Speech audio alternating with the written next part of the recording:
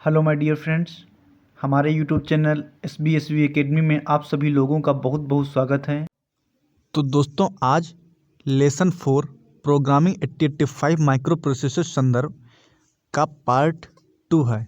तो दोस्तों इसमें सबसे पहले हम बात करेंगे इंस्ट्रक्शन सेट की अवधारणा। दोस्तों बहुत ही इम्पॉर्टेंट क्वेश्चन है ये, इंस्ट्रक्शन सेट की अवधारणा। तो दोस्तों इसमें क्या कहा गया हम बताएंगे आपको। माइक्रो प्रोसेसर इंस्ट्रक्शन सेट्स में सामान्य रूप से कम 8 तथा अधिक से अधिक 200 बेसिक इंस्ट्रक्शन हो सकते हैं।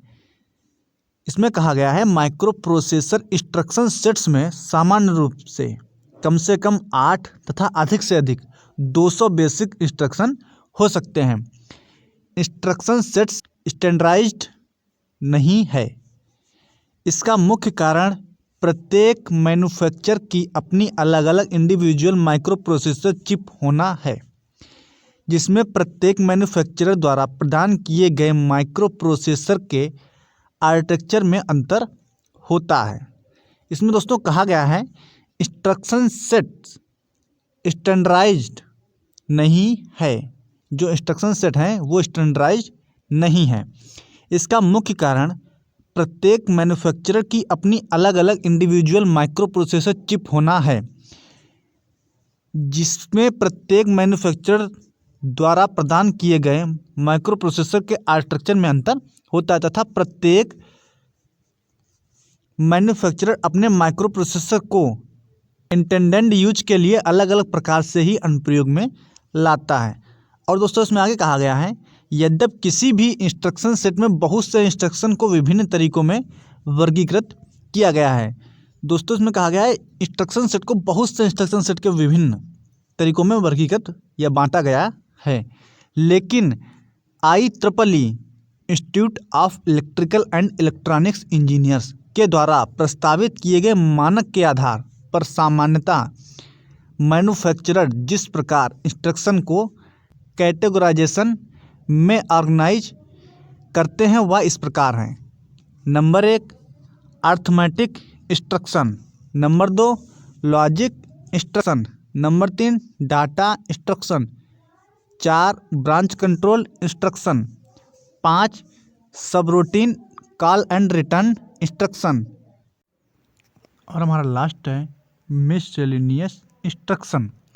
अब दोस्तों हम आगे बात करते हैं एक simple microprocessor instruction set में सामान्यतः निम्न प्रकार के अर्थमेटिक इंस्ट्रक्शन होते हैं। जो सिंपल माइक्रो प्रोसेसर होता है उसमें ये निम्न अर्थमेटिक इंस्ट्रक्शन होते हैं। Number 1 add, subtract, decrement, increment, compare. और दोस्तों इसमें नीचे कहा गया है दूसरे अर्थमेटिक इंस्ट्रक्शन जो कि कुछ माइक्रो प्रोसेसर में प्रयोग किए जाते हैं, जैसे subtract with carry, add with carry, divide and multiply आदि हो सकते हैं।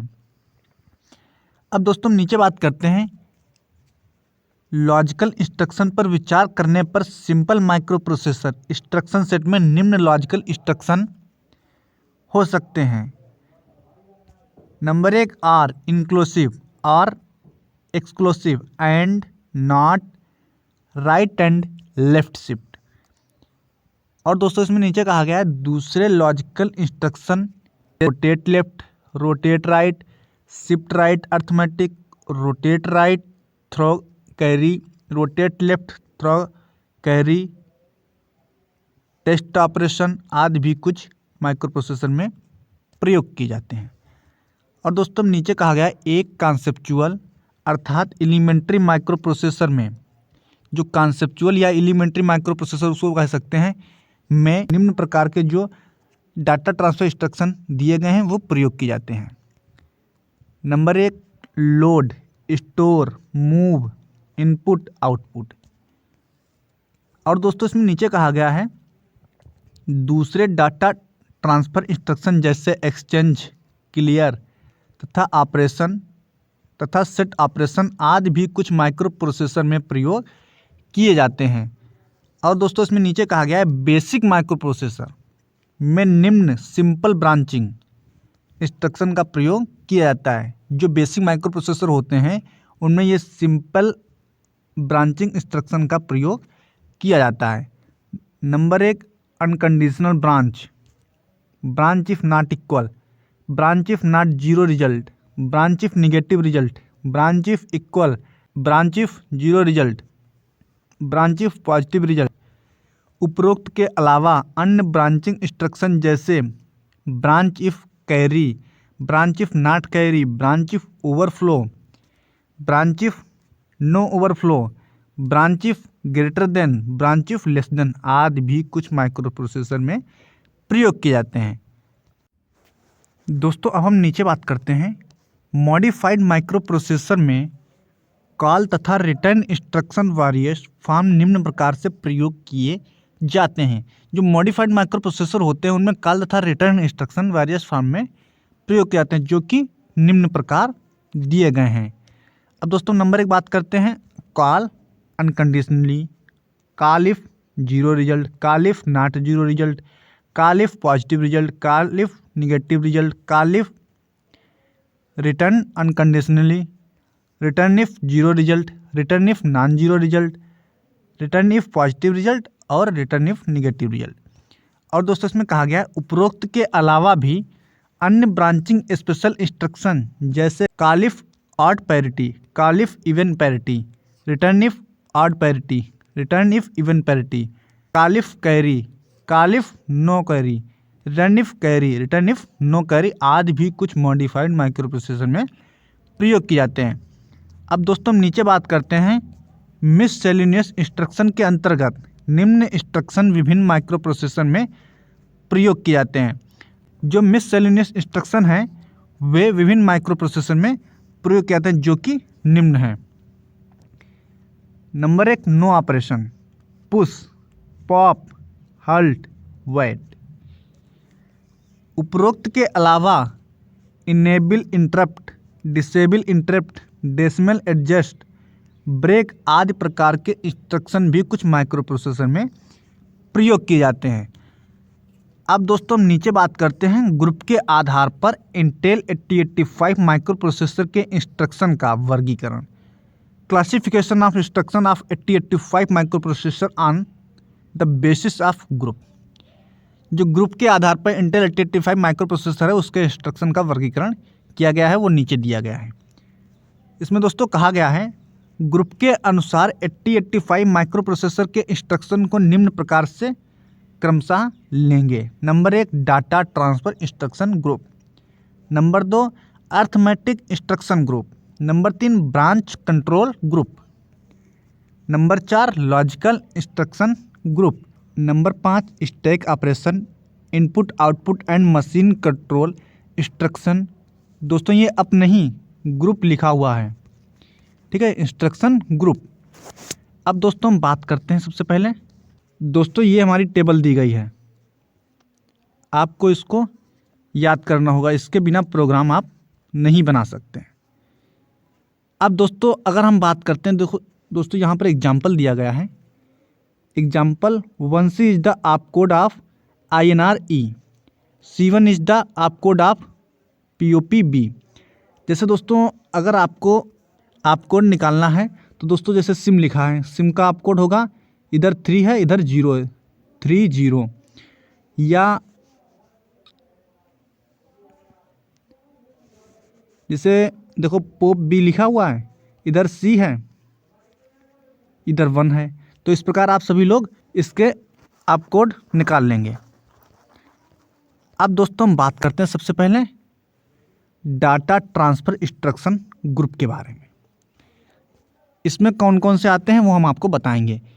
MVI-R डाटा, देखो दोस्तों जहाँ पर MVI-R लिखा हो तो उसका मतलब होता है move data immediate to register R। अगर MVI-M लिखा हो तो होगा move data immediate to memory whose address is in H&L। अगर लिखा हो मूव R1 R2 तो इसका मतलब होगा move data from register to register R2 to R1।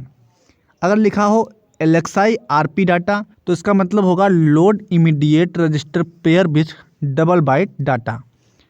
अगर लिखा हो STA एड्रेस, तो इसका मतलब होगा store data from A direct at the address that follows. A का मतलब एक्यूमुलेटर। अगर लिखा हो LDA एड्रेस, तो इसका मतलब होगा load data into A direct from the address that follows. अगर लिखा हो SHLD एड्रेस, तो इसका मतलब होगा स्टोर H&L डायरेक्ट। लिखा हो LHLD एड्रेस, तो इसका मतलब होगा लोड H&L डायरेक्ट। अगर लिखा हो LDAX RP, तो इसका मतलब होगा load A with the contents of the memory location with address in RP।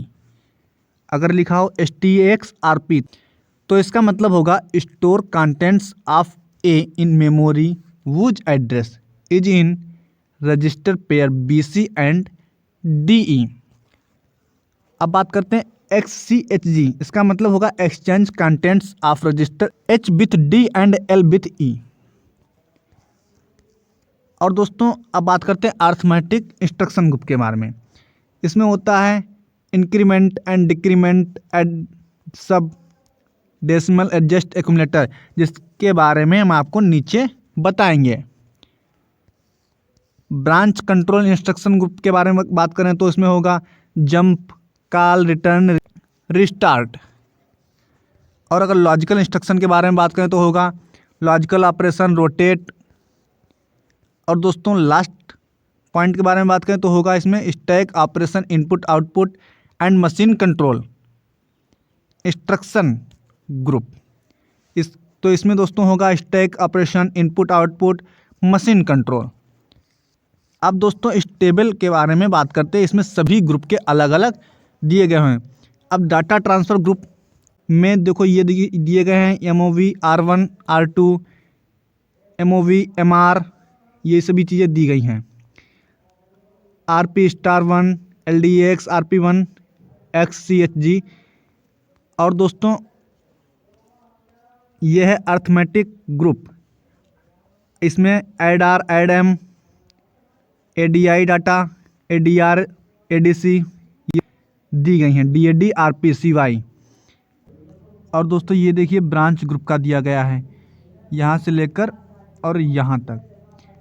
और दोस्तों ये है लॉजिक ग्रुप का, ये सभी लॉजिक ग्रुप के दिए गए हैं यहाँ तक। और ये stack input output machine control group का दिया गया है, ये सभी HLT EI DI RIM RIM SIM। और दोस्तों यहाँ पर जो नीचे देखिए R =ABCDHN, ये सभी रजिस्टर, जहाँ पर अगर R लिखा हुआ हो तो वहाँ पर रजिस्टर की बात की गई है। वो रजिस्टर है ABCDEH एंड L। अगर RP दिया गया तो समझ लो रजिस्टर पेयर BCDEHL SP। अगर RP* दिया गया तो BCDE, और R* दिया गया हो तो auxiliary carry, not equal to auxiliary borrow. और दोस्तों यहाँ पर लिखा हुआ हो NCY तो ऑल बट कैरी, और NFL no flag, CY only carry, NSP except SP, AFL all flags. तो दोस्तों ये सभी मतलब संकेत दिए गए हैं, ठीक है दोस्तों। तो दोस्तों ये तो हमारी सारणी हो गई सभी ग्रुप की। ये टेबल आपको याद करना बेहद ज़रूरी है दोस्तों। इनसे रिलेटेड प्रोग्राम हम आपको एग्ज़ाम के टाइम टेलीग्राम पर बताएंगे। तो दोस्तों जिन लोगों ने अभी तक हमारे टेलीग्राम चैनल SBSV एकेडमी को ज्वाइन नहीं किया है तो दोस्तों वीडियो के डिस्क्रिप्शन में लिंक दिया गया है, वहां से ज्वाइन कर सकते हैं। तो दोस्तों इस प्रकार हमारा लेसन 4 का पार्ट 2 कंप्लीट हो गया है।